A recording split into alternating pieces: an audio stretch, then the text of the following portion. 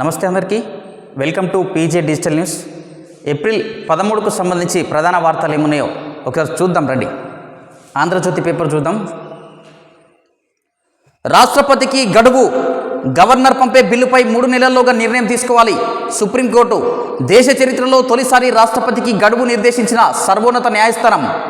ఇది సంచలన తీర్పు అని చెప్పొచ్చు. మనము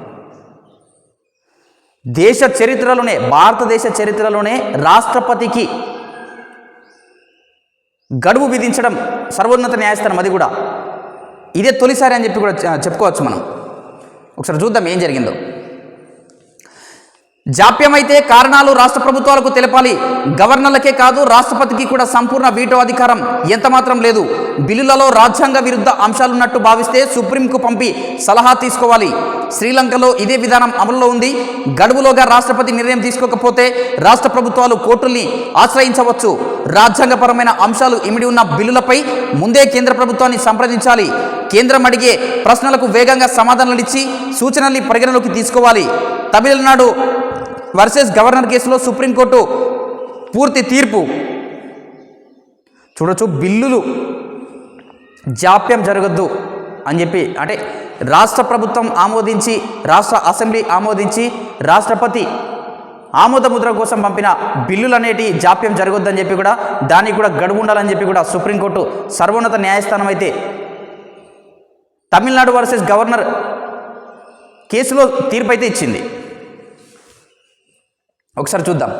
గవర్నర్లు పంపే బిల్లులపై 3 నెలల్లోగా నిర్ణయం తీసుకోవాలంటూ సాక్షాత్తు రాష్ట్రపతికి గడువు నిర్దేశిస్తూ సుప్రీంకోర్టు సంచలన తీర్పుని ఇచ్చింది. అంతకు మించి ఆలస్యమైతే జాప్యానికి సహేతుకమైన కారణాలను సైతం నమోదు చేసి సంబంధిత రాష్ట్రాలకు ఆ విషయాన్ని తెలపాలని జస్టిస్ జేపీ పార్దివాలా, జస్టిస్ మహాదేవన్తో కూడిన ద్విసభ్య ధర్మాసనం తన తీర్పులో పేర్కొంది. ఒకవేళ ఏదైనా బిల్లు రాజ్యాంగ విరుద్ధంగా ఉందని రాష్ట్రపతి భావిస్తే ముందు జాగ్రత్త చర్యల్లో భాగంగా దానిపై సుప్రీంకోర్టు సలహా తీసుకోవచ్చని సూచించింది. అలాగే గవర్నర్లు పంపే బిల్లులపై నిర్దేశిత గడువులోగా ప్రెసిడెంట్ ఏ చర్య తీసుకోకపోతే రాష్ట్ర ప్రభుత్వాలు కోర్టులను ఆశ్రయించి రాష్ట్రపతికి వ్యతిరేకంగా రిట్ ఆఫ్ మాండమస్ జారీ చేయాల్సిందిగా కోరుతూ రిట్ పిటిషన్లు దాఖలు చేయొచ్చని పేర్కొంది.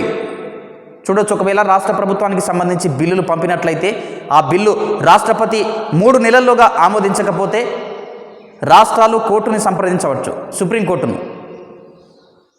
అంతకుముందు ఒకవేళ రాష్ట్ర ప్రభుత్వాలు తీర్మానం చేసి పంపిన బిల్లులో ఏవైనా రాజ్యాంగ విరుద్ధంగా ఏమైనా ఉన్నప్పటికీ ఒకవేళ ఉంటే రాష్ట్రపతి సుప్రీంకోర్టు యొక్క సలహా తీసుకోవచ్చు.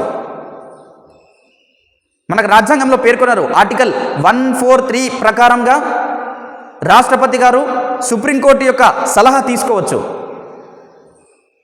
సో అట్లేమైనా రాజ్యాంగ విరుద్ధంగా ఏమైనా, వ్యతిరేకంగా ఏమైనా ఉంటే సుప్రీంకోర్టు సలహా ముందస్తుగా తీసుకోవాలి. దాని ప్రకారంగా నిర్ణయాలు అయితే తీసుకోవాలని చెప్పి కూడా సుప్రీంకోర్టు సంచలన తీర్పిచ్చింది. అదే సమయంలో గవర్నర్లు పంపే బిల్లులపై రాజ్యాంగంలోని 201వ అధికరణ ప్రకారం రాష్ట్రపతి వివరించాలని, రాష్ట్రాలు సైతం కేంద్రం అడిగే ప్రశ్నలకు వేగంగా సమాధానాలు ఇచ్చి సహకరించాలని కేంద్ర ప్రభుత్వం చేసే సూచనలను పరిగణలోకి తీసుకోవాలని సూచించింది. దేశ సర్వోన్నత న్యాయస్థానం ఇలా రాష్ట్రపతికి ఒక అంశంలో నిర్ణయం తీసుకోవడానికి గడువును నిర్దేశిస్తూ తీర్పునివ్వడం దేశ చరిత్రలోనే ఇదే తొలిసారి. శాసనసభ ఆమోదించిన పంపిన బిల్లులపై గవర్నర్ రవి ఏ నిర్ణయం తీసుకోకుండా తొక్కిపెడుతున్నారంటూ తమిళనాడు సర్కార్ సుప్రీంకోర్టును ఆశ్రయించగా న్యాయస్థానం తనకున్న విశేషాధికారాలను ఉపయోగించి ఆ బిల్లులు ఆమోదం పొందినట్లు ఏప్రిల్ 8న తీర్పునిచ్చిన సంగతి తెలిసిందే. సో తమిళనాడు ప్రభుత్వము గవర్నర్కు సంబంధించిన కేసు విషయంలో అక్కడి గవర్నరు ప్రభుత్వం ఆమోదించిన బిల్లులను, తీర్మానించిన బిల్లులను ఆమోదించకపోవడంతో సుప్రీంకోర్టుకు చేరడంతో సుప్రీంకోర్టు సర్వోన్నత న్యాయస్థానం తన విశేష అధికారాలను ఉపయోగించి ఆ బిల్లులు ఆమోదం పొందినట్లుగా చెప్పడం అయితే జరిగింది. సో మిగతా వార్తలు చూద్దాం ఒకసారి. రేపటి నుంచి భూభారతి 3 మండలాల్లో ప్రయోగాత్మకంగా ప్రజల నుంచి విజ్ఞప్తుల స్వీకరణ, పరిశీలన. 6 నెలల్లో రాష్ట్ర వ్యాప్తంగా అమలు. తెలంగాణ సంస్కృతికి అద్దం పట్టేలా లోగో. 6 నెలల పాటు ప్రతిరోజు సమీక్ష. ప్రతి మండలంలో సదస్సులు నిర్వహించాలి. భూభారతిపై సమీక్షలో సీఎం రేవంత్ రెడ్డి. రేపు శిల్పాకళ వేదికలో పోర్టల్ ప్రారంభం. అత్యంత పేదలు, అర్హులకే ఇంద్రమ్మ ఇల్లు. కమిటీల అనుమతితోనే లబ్ధిదారుల ఎంపిక. అనర్వులు దక్కించుకుంటే రద్దు చేయాలి. ఇందిరమ్మ ఇళ్ల సమీక్షలో ముఖ్యమంత్రి. చూడొచ్చు, భూభారతికి సంబంధించి గత ప్రభుత్వం ప్రవేశపెట్టిన ధరణి పోర్టల్ స్థానంలో భూభారతి పోర్టల్ని అయితే ఈ కాంగ్రెస్ ప్రభుత్వం ప్రవేశపెట్టనుంది. దానికి సంబంధించి ఇప్పటికే అన్ని ఏర్పాట్లు కూడా చేశారు. సో ఈ నెల 14 అనగా అంబేద్కర్ జయంతి రోజున శిల్పారామంలో శిల్పకళ వేదికలో సీఎం చేతుల మీదుగానైతే ఈ పోర్టల్ని అయితే ప్రారంభించనున్నారు. సో దానికి సంబంధించి సమీక్ష నిర్వహించారు. అదేవిధంగా ఇందిరమ్మ ఇళ్లపై కూడా సీఎం రేవంత్ రెడ్డి గారు సమీక్ష నిర్వహించారు. ఎవరైతే అనర్హులుగా ఉంటారో వారికి ఒకవేళ ఇండ్లు కేటాయించబడితే ఆ ఇండ్లు కూడా రద్దు చేయబడతాయని చెప్పి కూడా సమీక్షలో చర్చించిన విషయం. అదేవిధంగా అర్హులైన లబ్ధిదారులకు మాత్రమే ఇండ్లు చేరాలని కూడా ప్రభుత్వం అయితే ఆ దిశగా ఆలోచన అయితే చేస్తుంది. మరి చూడాలి క్షేత్రస్థాయిలో ఎంతవరకు అర్హులైన లబ్ధిదారులకే చెందుతాయా, అర్హులైన లబ్ధిదారులకే ఇండ్లు కేటాయించబడతాయా, లేదా వారికి అనుకూలంగా ఉన్న వారికి కేటాయించబడతాయా, మరి చూడాలి ఒకసారి.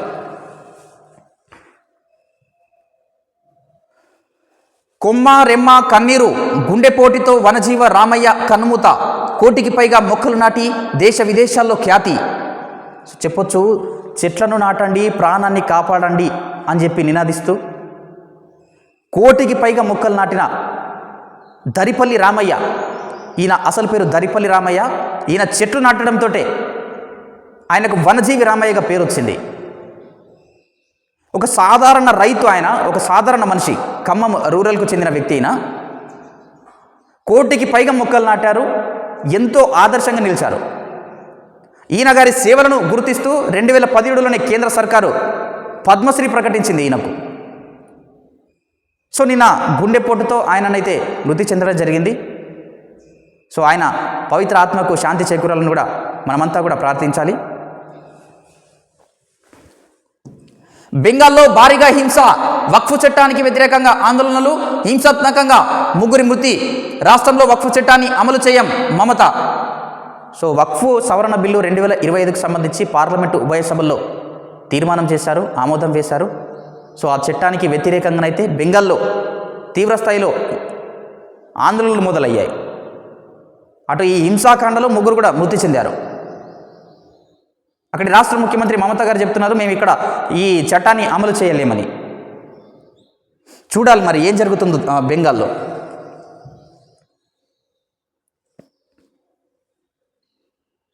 కొత్త డీజీపీ ఎంపికపై కసరత్తు, సుప్రీం మార్గదర్శకాల ప్రకారం ప్రక్రియ, యూపీఎస్సీకి అధికారుల పేర్ల జాబితాను పంపించనున్న ప్రభుత్వం. రేసులో రవి గుప్తా, సివి ఆనంద్, శివధర్ రెడ్డి, సౌమ్య మిశ్రా, శిఖా గోయల్ 3 ఎంపిక చేయనున్న యూపీఎస్సీ. వారిలోంచి ఒకరు డీజీపీగా ఎంపిక. సో తెలంగాణ రాష్ట్ర డీజీపీగా ప్రస్తుతం జితేందర్ గారు కొనసాగుతున్నారు. ఆయన పదవీ కాలం సెప్టెంబర్తో ముగియనుండడంతో 6 నెలల ముందుగానే ఈ జాబితానైతే యూపీఎస్సీకి పంపించాల్సి ఉంటుంది. సుప్రీంకోర్టు ఆదేశాల మేరకు, అంటే సుప్రీంకోర్టు గైడ్లైన్స్ ప్రకారం అయితే 6 నెలల ముందుగానే ఎవరైతే అర్హులు ఉంటారో ఐపీఎస్ అధికారులు వారి జాబితాను యూపీఎస్సీకి పంపిస్తే యూపీఎస్సీ వారిలోంచి 3 ఎంపిక చేస్తుంది, ఒకరు డీజీపీగా బాధ్యతలు చేపడతారు. సో ఆ రేస్లోనైతే రవి గుప్తా గారు, సివి ఆనంద్ గారు, శివధర్ రెడ్డి గారు, సౌమ్య మిశ్రా, శిఖా గోయల్ గారు. సుప్రీంకోర్టు ఆదేశాల నేపథ్యంలో కొత్త డీజీపీ ఎంపిక కసరత్తును రాష్ట్ర ప్రభుత్వం ప్రారంభించింది. అర్హులైన ఐపీఎస్ అధికారులను గుర్తించి వారి పేర్లను యూనియన్ పబ్లిక్ సర్వీస్ కమిషన్కి పంపనుంది. ప్రస్తుత డీజీపీ జితేందర్ ఈ ఏడాది సెప్టెంబర్లో పదవి విరమణ చేస్తారు. దానికి 3 నెలల ముందు కొత్త డీజీపీ అర్హుల జాబితాను యూపీఎస్సీకి ప్రభుత్వం పంపాల్సి ఉంటుంది. పూర్తి స్థాయిలో డీజీపీ ఎంపిక కోసం సుప్రీంకోర్టు 2009లో ఇచ్చిన ఆదేశాలను పాటించని రాష్ట్రాలపై కోర్టు ధిక్కార చర్యలు ఎందుకు తీసుకోకూడదో తెలియజేయాలని గత జనవరిలో సుప్రీంకోర్టు త్రిసభ ధర్మాసనం ఆయా రాష్ట్రాలకు నోటీసులు జారీ చేసింది. సో 3 నెలల ముందు ఇదంతా కూడా పదవీ కాలం ముగిసే ఎవరైతే డీజీపీకి కొనసాగుతారో వారి పదవీ కాలం ముగిసే 3 నెలల ముందు అయితే ఈ కొత్త డీజీపీలను అయితే ఎన్నుకుంటారు. 2009లో సుప్రీంకోర్టు ఇచ్చిన ఆదేశాలు ఏమంటే, ఒకవేళ రాష్ట్ర ప్రభుత్వాలు ఈ విధంగా జాబితా పంపకపోతే అది కోర్టు ధిక్కార చర్యగా భావించవచ్చు అని చెప్పి కొన్ని రాష్ట్రాలకు సుప్రీంకోర్టు ఆదేశాలు కూడా జారీ చేసింది. అందులో మన తెలంగాణ రాష్ట్రం కూడా ఉంది. కాబట్టి ఈ సంవత్సరం తెలంగాణ రాష్ట్ర ప్రభుత్వం ముందుగానే ఈ జాబితాను ప్రిపేర్ చేసి యూపీఎస్సీకి పంపనుంది. సో దాంట్లోంచి మరి ఎవరు కొత్త డీజీపీ అవుతారో చూడాలి ఒకసారి మనం.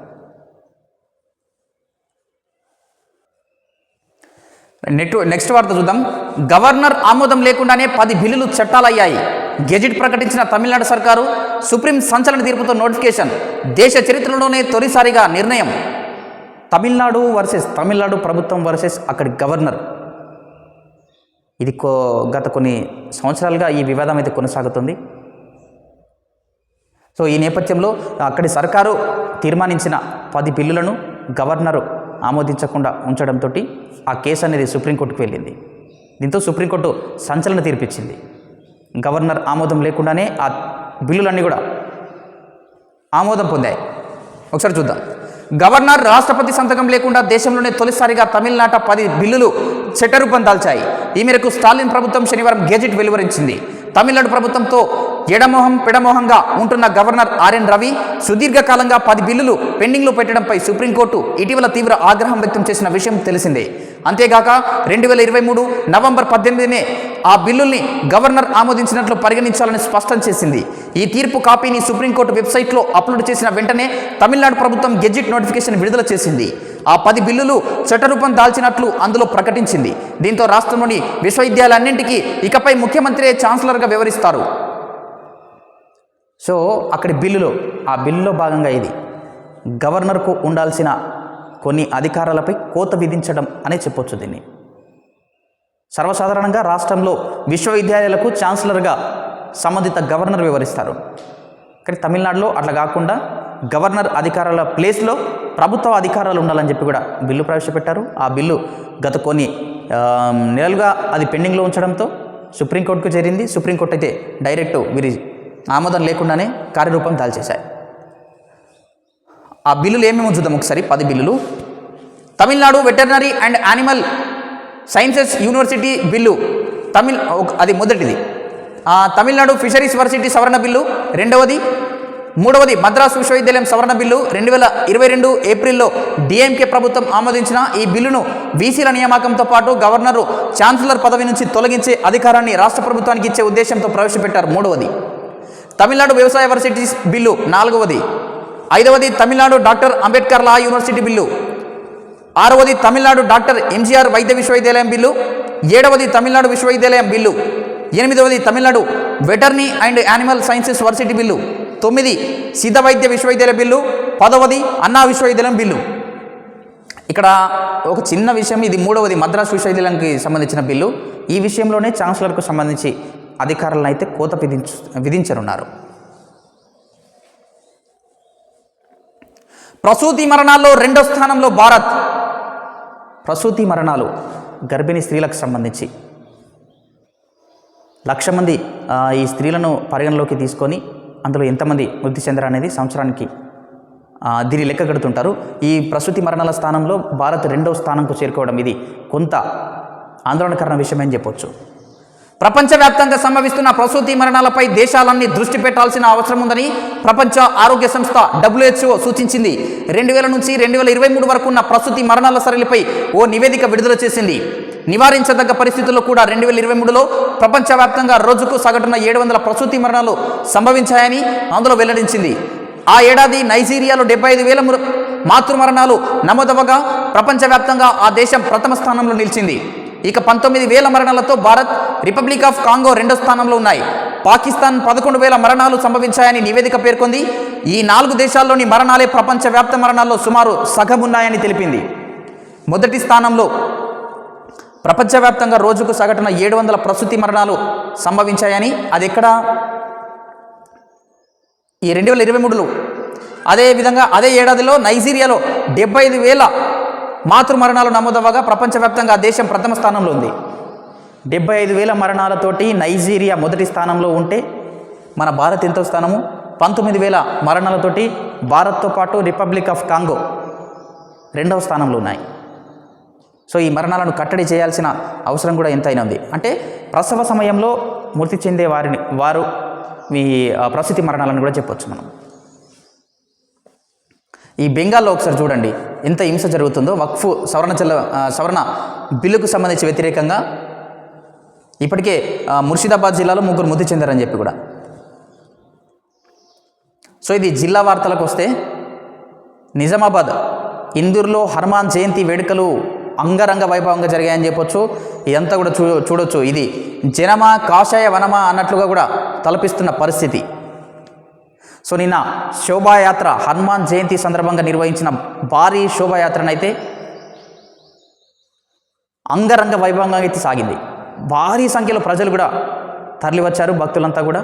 అటు నిజామాబాద్ పోలీస్ కమిషనరేట్ తరపున కూడా పోలీస్ శాఖ కూడా పటిష్టమైన బందోబస్తును ఏర్పాటు చేసింది. దాదాపు 1500 మందికి పైగా పోలీస్ సిబ్బందిని బందోబస్తులో పెట్టారు.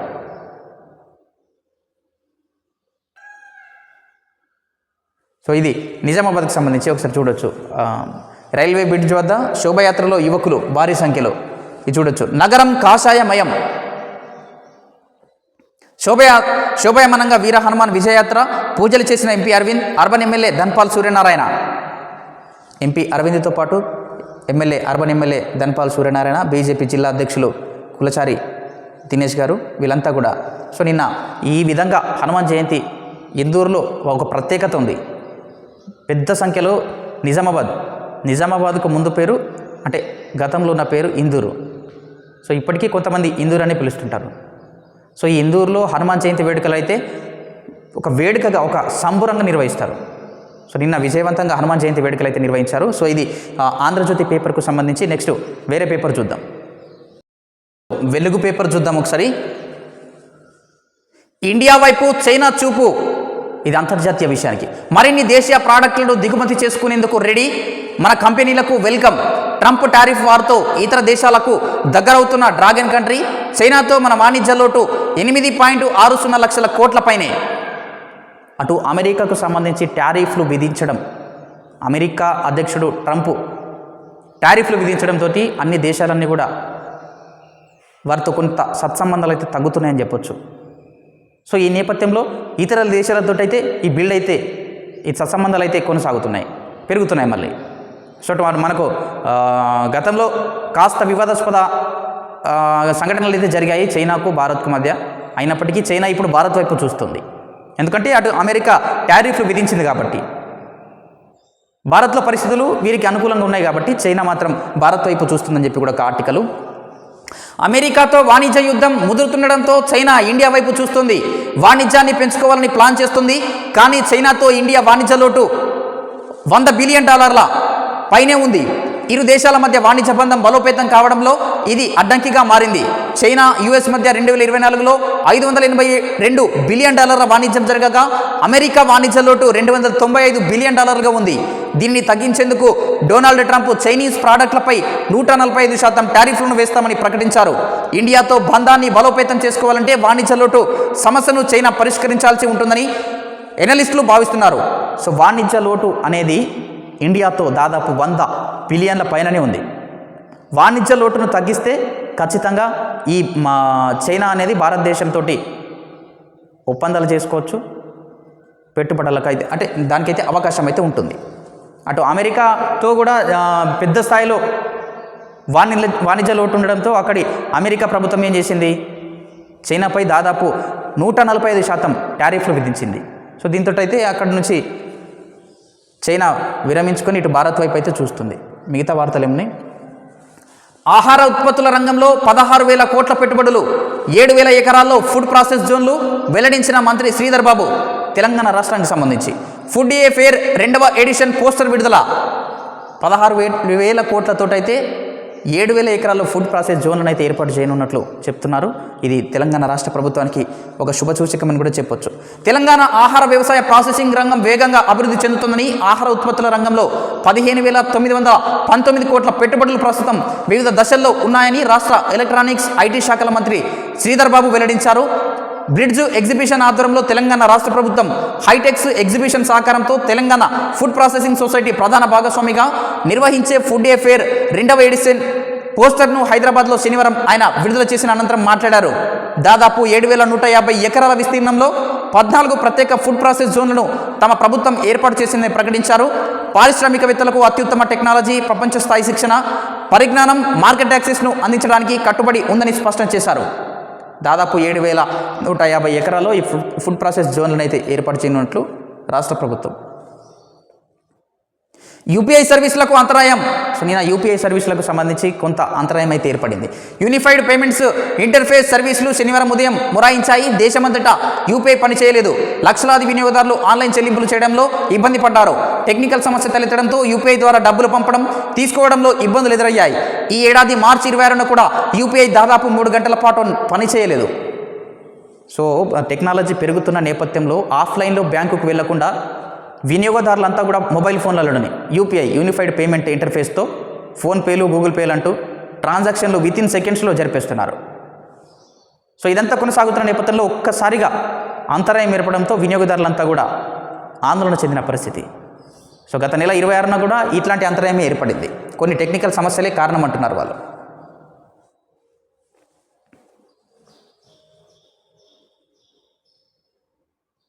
పెరిగిన ఆఫీసు అద్దెలు 4 నుంచి 8% వరకు అప్. హైదరాబాద్లో 4.4% పెరుగుదల వెల్లడించిన వెస్టియన్.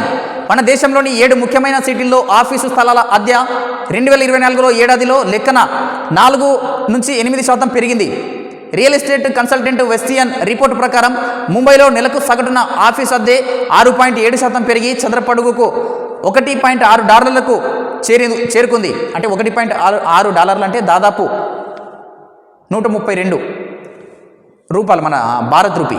ఢిల్లీలో నెలవారీ అద్దెలు 8.2% పెరిగి చదరపడుగుకు $0.9 చేరుకోగా బెంగళూరు 4.7% పెరుగుదల చదరపడుగుకు $1.1 చేరుకున్నాయి.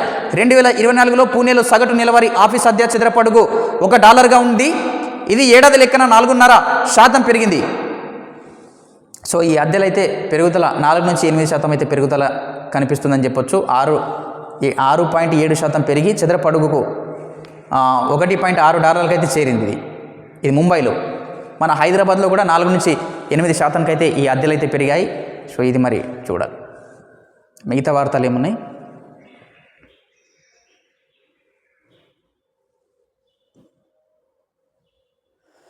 కొత్త డయాబెటీస్ టైప్ 5 పోషకాహార లోపంతో వస్తున్నట్లు గుర్తింపు, కనిపెట్టడం కష్టం, ట్రీట్మెంట్ లేదు. అధికారికంగా ప్రకటించిన ఇంటర్నేషనల్ డయాబెటీస్ ఫెడరేషన్ ప్రపంచవ్యాప్తంగా 2.5 కోట్ల మంది టైప్ 5 బాధితులు. వీరిలో 19 ఏళ్ల లోపు వాళ్ళే ఎక్కువ. మన దేశంలో 8.98 కోట్ల మందికి షుగర్ ఉన్నట్లు నివేదిక. సో డయాబెటీస్లో, చక్కెర వ్యాధిలో మళ్ళీ ఇంకొక కొత్త రకం టైప్ 5 అని చెప్పి. సో దీనికి అసలు ట్రీట్మెంటే లేదని చెప్పి కూడా చెప్తున్నారు మరి. సో ప్రపంచవ్యాప్తంగా మొత్తం 2.5 కోట్ల మంది టైప్ 5 బాధితులు ఉన్నట్లు చెప్తున్నారు. మన తెలంగాణకు వచ్చేస్తే మన దేశంలో 8.98 కోట్ల మందికి ప్రస్తుతం షుగర్ ఉన్నట్లు నివేదికలు అయితే చెప్తున్నాయి. సోషల్ మీడియాలో రోతరాతలపై పోలీస్ నజర్, ప్రత్యేకంగా మానిటరింగ్ సెల్, అబ్యూస్ కంటెంట్పై నిరంతరం నిఘా. సామాజిక మాధ్యమాల్లో విచ్చలవిడిగా బూతు కంటెంట్, రాయలేని భాషలో తిట్లు, అసభ్యకర కామెంట్స్, సెలబ్రిటీలు మొదలు సామాన్యుల దాకా బాధితులే. మహిళలను చివరికి చిన్నపిల్లలను వదలట్లే. అసెంబ్లీ సాక్షిగా సీఎం రేవంత్ రెడ్డి ఆవేదన. ఆ తర్వాతే సీరియస్గా దృష్టి పెట్టిన పోలీస్ శాఖ. 9,000కు పైగా గ్రామాల్లోని వాట్సాప్ గ్రూపులపై పోలీసుల కన్ను. అబ్యూజ్ కంటెంట్కు 37 ఏళ్ల జైలు, 10 లక్షల వరకు జరిమానా పడే ఛాన్స్. సోషల్ మీడియా విపరీత చేష్టలని చెప్పొచ్చు. ఒక్కోసారి మనము ఉపయోగించినట్లుగా ఉంటుంది. పాజిటివ్ వేలో ఉపయోగిస్తే సోషల్ మీడియా అంత పెద్ద ప్లాట్ఫామ్ ఏది లేదని చెప్పొచ్చు. అంతే క్రమంలో నెగిటివ్ కూడా ప్రచారం చేయొచ్చు. సో ఈ మధ్యకాలంలో చూస్తున్నాము, కొంతమంది బూతు కంటెంట్లను, విపరీతమైన వ్యక్తిగత ఆరోపణలు చేస్తూ తమ ప్రైవసీని అయితే అపహరిస్తున్నారని చెప్పి సీఎం రేవంత్ రెడ్డి గారు సాక్షాత్తు అసెంబ్లీలోనే ఆవేదన వ్యక్తం చేశారు. సో ఈ నేపథ్యంలో పోలీస్ శాఖ కూడా అప్రమత్తమైంది. ఇట్లాంటి వారిపై కఠినమైన చర్యలు తీసుకుంటామని చెప్పి కూడా చెప్తున్నారు. అన్ని వాట్సాప్ గ్రూపుల్లో మా నిఘా ఉంటుందని చెప్పి, పోలీస్ శాఖ నిఘా కూడా ఉంటుందని చెప్పి. సో ప్రజలంతా కూడా, ముఖ్యంగా యువత కూడా సోషల్ మీడియాలో ఎక్కువగా యాక్టివ్ ఉండే వారిలో యువత ఎక్కువగా ఉంటారు. సో ఇట్లాంటి అన్యూజబుల్ కంటెంట్ను ప్రచారం చేయకుండా కట్టడి చేసేందుకు కానీ పోలీస్ శాఖ అయితే ఈ విధంగా చర్యలు తీసుకుంటుంది.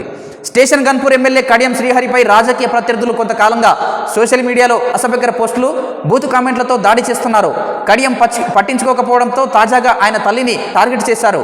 ఆమె వయస్సు ప్రస్తుతం 97 ఏళ్లు కాగా ఆ పెద్దావిడ క్యారెక్టర్ అసాసినేషన్ చేస్తుండడంతో శనివారం కడియం బహిరంగంగా తన ఆవేదన వెలిబుచ్చారు. నా పేరు స్థానంలో మీ పేరు పెట్టుకొని చదివితే నా బాధ అర్థమవుతుందంటూ బాధపడ్డారు. సో మరీ దారుణమైన విషయాలు ఇది. వ్యక్తిగతంగా ఎందుకు ఆరోపించడం? ఏమొస్తుంది దాంతో? నీకు విమర్శించే రైట్స్ ఉన్నాయి, కానీ ఒకళ్ళ గోప్యతను హరించే విధంగా చేయకూడదు. అది విచ్చలవిడిగా బూతులు వాడడం. సోషల్ మీడియాని కొంతమంది తమ సొంత అవసరాల కోసం వాడుకుంటున్నారు, సొంత లబ్ధి కోసం వాడుకుంటున్నారు. అందులో ఎంతోమంది యువతను చిక్కుకుంటున్నారు, యువతను బలి చేస్తున్నారు, వాళ్ళను అస్త్రాలుగా వాడుకుంటున్నారు. సో యువత కూడా ఒకసారి ఆలోచించాలి, ఇట్లాంటి విషయాల్లో నిబంధనలు పాటించాలి ఖచ్చితంగా.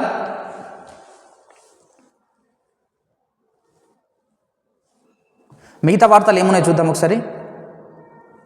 కంచగచ్చిబౌలి భూములపై లోన్ తీసుకోలేదు, అలాంటప్పుడు బ్రోకర్ ఎక్కడి నుంచి వచ్చిండు?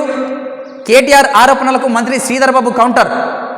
సో ఐసిఐసిఐ బ్యాంకు నుంచి లోన్ తీసుకున్నారని చెప్పి కూడా బీఆర్ఎస్ వర్కింగ్ ప్రెసిడెంట్ కేటీఆర్ గారు ఆరోపించారు. ఈ నేపథ్యంలో ఇటు ప్రభుత్వ పెద్దలు కాంగ్రెస్ పార్టీకి సంబంధించి మంత్రి శ్రీధర్ బాబు గారు స్పందించారు. అట్లాంటి లోన్లు ఏం తీసుకోలేదు, మరి లోన్లు తీసుకున్నప్పుడు బ్రోకర్ ఎక్కడికి వెళ్ళొచ్చిందని చెప్పి కూడా ప్రశ్నిస్తున్నారు. ఒకసారి చూడదు.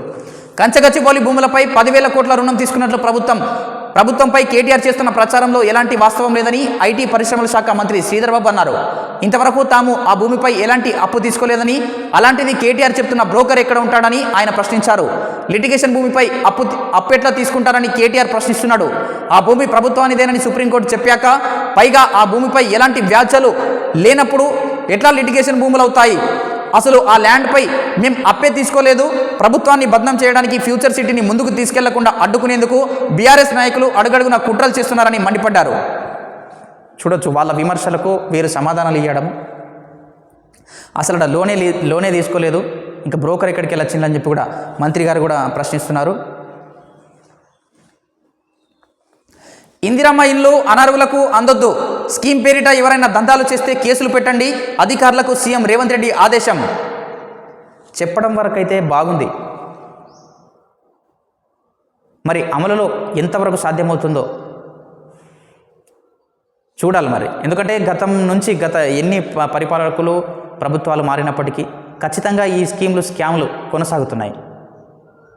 చివరి లబ్ధిదారుని వరకు, అర్హులైన లబ్ధిదారులకు కొంతవరకు చేరడం లేదన్న ఆరోపణలు కూడా ప్రజల్లోంచి వస్తున్నాయి. అసహనం కూడా వ్యక్తం చేసిన పరిస్థితులు కూడా చాలా ఉన్నాయి. ఇందిరమ్మ ఇండ్లు అసలైన పేదోడికే చెందాలి. ఇందులో అడ్డుపడ్డ వాళ్ళు మా నాయకులు, మా కార్యకర్తలు కాబట్టి వాళ్ళకి కేటాయిస్తామంటే ప్రజలంతా పిచ్చోళ్ళు కాదు. ప్రజలు కూడా ఓట్లేసినలు కదా, కార్యకర్తలు కాదు కదా. కార్యకర్తల్లో ఒకవేళ అర్హులై ఉన్న వారు ఉంటే, మీకు అనుకూలంగా ఉన్న వారిలో కూడా ఒకవేళ ఆయన పేదోడైతే ఖచ్చితంగా కేటాయించండి, దానికి అందరూ స్వాగతిస్తారు. కానీ అనర్హుడైన వ్యక్తిని తీసుకొచ్చి ఇండ్లు కేటాయించడము, మిగతా లబ్ధిదారుడికి నష్టం చేకూరే విధంగా ప్రవర్తించడం అనేది అది పద్ధతి కాదు. మరి ప్రభుత్వాలు అయితే సక్రమంగానే స్పందిస్తున్నాయి. సీఎం రేవంత్ రెడ్డి గారు కూడా అధికారులకు ఆదేశిస్తున్నారు. ఒకవేళ అలా తప్పిదాలు జరిగితే కఠినమైన చర్యలు తీసుకోవాలని కూడా చెప్తున్నారు. అధికారులు కూడా క్షేత్రస్థాయిలో పరిశీలించాలి, పర్యవేక్షణ చేయాలి. అంతిమంగా అర్హులైన లబ్ధిదారులకే ఇండ్లు చేరాలి.